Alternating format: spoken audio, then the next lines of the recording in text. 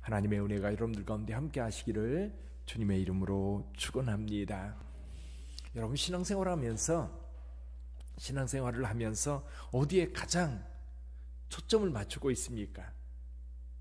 내가 신앙생활한다고 하는 것, 이 신앙생활의 좀 목적이라고 그럴까요? 아니면 신앙생활의 방향, 또는 어떤 것에 내가 신앙생활하는 데 있어서 가장 주안점을 두고 신앙생활해야 될까? 그게 뭘까? 사실 신앙생활하면서 이 부분에 대해서 생각을 많이 해야 됩니다. 근데 이 부분에 대해서 오늘 본문의 말씀에서 사도 바울은 몇 가지 표현으로 우리에게 말씀해 주고 있어요. 첫 번째 표현은 뭐냐면 하나님을 기쁘시게 할 수 있는지, 1절입니다. 1절 중간에 보면 이렇게 말씀하고 있어요. 너희가 마땅히 어떻게 행하며 하나님을 기쁘시게 할 수 있는지를, 그래서 우리가 어떤 행동을 할 때 하나님이 기뻐하시는 게 뭘까?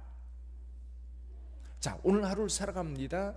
그러면서 오늘 하루를 여러분들이 계획하고 있는 게 있을 거예요. 그러니까 매일매일의 삶을 살다 보면 그저 오늘은 몇 시까지 뭐를 하지? 이렇게 이제 계획을 세우지 않더라도 대개는 오늘 내가 출근해서, 아니면 집에서, 아니면 내가 오늘 해야 될 일이 어떤 건지 이미 대부분 정리되어 있어요. 거기에 이제 뜻하지 않은 일들이 끼어들어서 행동이 이제 계획보다 달라질 수는 있지요. 그렇지만 그 일들 하나하나가 과연 하나님이 기뻐하시는 걸까? 좀 중심에 두고 생각하는 것이 우리 그리스도인들에게 굉장히 중요한 일입니다. 또 한 가지는 뭐냐면 명령이에요.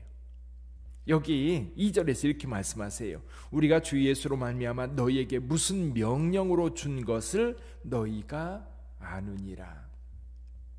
여기 명령으로 주어졌다라고 하는 것은 성경이나 또는 하나님의 말씀으로 우리에게 어떤 행동을 해야 된다, 어떻게 살아야 된다, 무엇을 해야 된다라고 구체적으로 말해준 것들이, 이게 여러분들이 성경을 읽다 보면 뭐 여러 가지 명령, 서로 사랑해라, 또 거룩하라, 이런 명령들, 말씀이 주어졌을 때 그 말씀들을 마음속에 새기고 말씀을 따라 사는 거예요. 그렇죠? 그래서 명령이라고 하는 것은 우리가 행동해야 될 아주 중요한 기본적인 겁니다. 따라야 될 건데, 하나님께서 우리에게 명하신 거라고 한다면 여러분 반드시 그렇게 살아야 되겠지요. 하나님이 명령을 안 했어도 하나님이 기뻐하시는 것, 그리고 구체적으로 이렇게 살아야 된다라고 말씀하셨던 것, 또 한 가지가 있습니다. 3절에 보면 하나님의 뜻이라고 되어 있어요.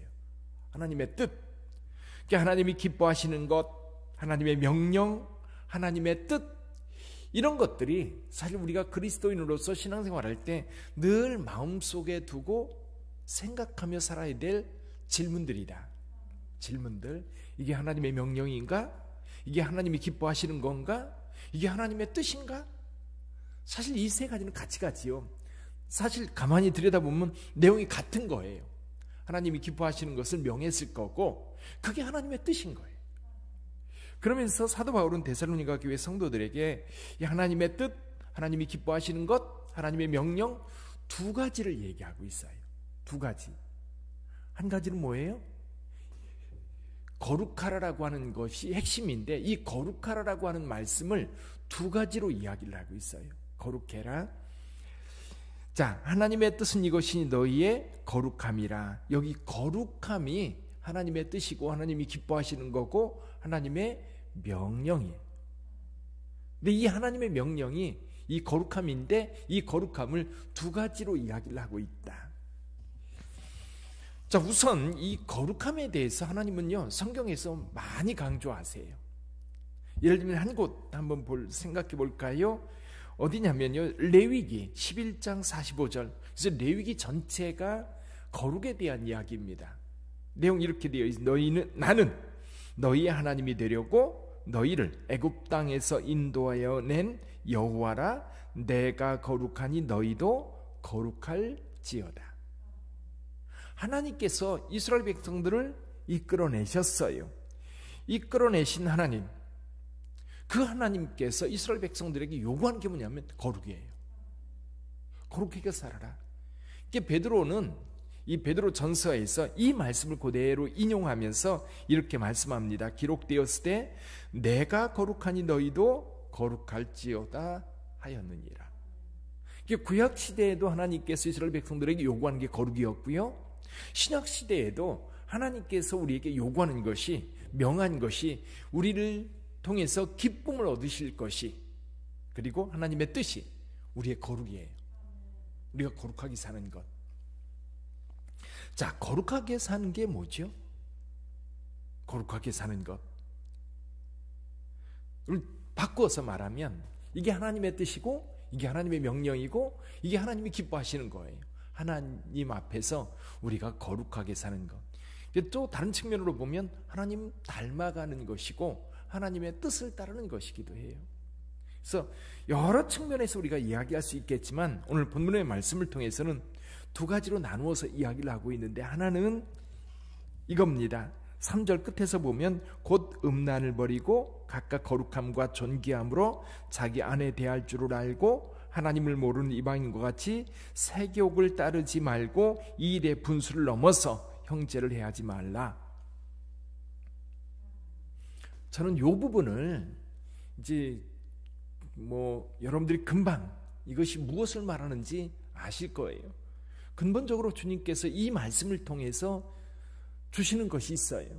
한 가지는 뭐냐면 이 가정의 거룩함입니다. 가정의 거룩함. 그러니까 가장 기본적인 단위가 하나님의 뜻에 맞춰져 있어야 된다는 거예요. 가장 기본적인 단위인, 그리고 하나님께서 세우신 남자와 여자를 창조하시고 남자와 여자가 가정을 이루어 행복하게 살기를 원하시는 겁니다. 그게 거룩의 한 측면인 거예요. 또 한 가지는 뭐냐면 이 말씀을 통해서 주시는 게 뭐냐면 욕망이에요.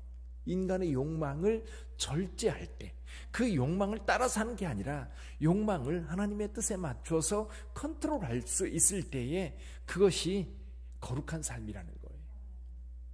자, 하나님은 전지전능하십니다. 전지전능하신 하나님께서 하고 싶은 모든 것, 우리가 생각할 때는 이런 거예요. 우리 인간이 생각해 보면 내가 능력이 있으면 뭘 할까? 근데 여러분 보세요. 정치하는 사람들도, 돈 있는 사람들도, 또는 어떤 육체적인 힘 있는 사람들도, 어떤 권세가 있는 사람들도 모두 보면요, 결론은 어디로 가냐면 악으로 가요. 이게 힘을 주체하지 못하고 자기가 원하는 욕망을 따라가면요, 그 끝은 뭐냐면 멸망이거든요. 지금 미얀마 사태 같은 경우도 가만히 들여다보면 이 군부가 이제 실권을, 이제 쿠데타를 통해서 정권을 장악하고 저항하는 사람들을, 무기가 있으니까 그걸로 하는 행동, 뉴스를 통해서만 봐도, 또 우리나라 같은 경우도 광주 사태라든지 또 6.25 전쟁이라든지 일제강점기라든지 힘 있는 사람들은 약자들을, 그들을 통해서 뭔가 내 욕망을 채우는 도구로 생각하는 거예요. 근데 이게요, 크게 국가를 통해서 나타나지만 개인의 삶에도요, 이게 굉장히 강력하게 나타나요. 이게 컨트롤되지 않으면 우리 안에 있는 죄악이 겉으로 드러나기 시작하는 거예요. 이 욕망이 소유욕도 있고요, 지배욕도 있고요, 성욕도 있고요, 여러 가지 이 욕구들을 컨트롤하지 못하면 결국 그것이 우리를 망하게 하는 겁니다. 그걸 잘 컨트롤하는 것이 거룩이다. 거룩. 또 한 가지 중요한 거룩의 한 측면이 뭐냐면 형제사랑입니다. 형제사랑. 9절 볼까요? 형제사랑에 관하여는 너희에게 쓸 것이 없으면 너희들 자신이 하나님의 가르치심을 받아 서로 사랑함이라. 이게 데살로니가 교회 성도들은 이건 잘 됐어요. 사랑하는 거는 사도 바울이 보여주고 사도 바울이 가르쳐주고, 그리고 사도 바울이 함께 있는 지금 누가나 디모데나 실라나 이런 사람들이 서로 협력하면서 주의 일을 하는 것을 데살로니가 교회 성도들에게 보여줬어요. 그러니까 데살로니가 교회 성도들은 서로 사랑한다라고 하는 것이 뭔지 알고 있었어요. 그리고 그렇게 살았어요. 너희들 자신이 하나님의 가르치심을 받아. 가르치심, 명령이에요. 하나님의 뜻이에요. 하나님께서 기뻐하시는 거예요. 그래서 서로 사랑하는 것, 그것이 바로 거룩이다.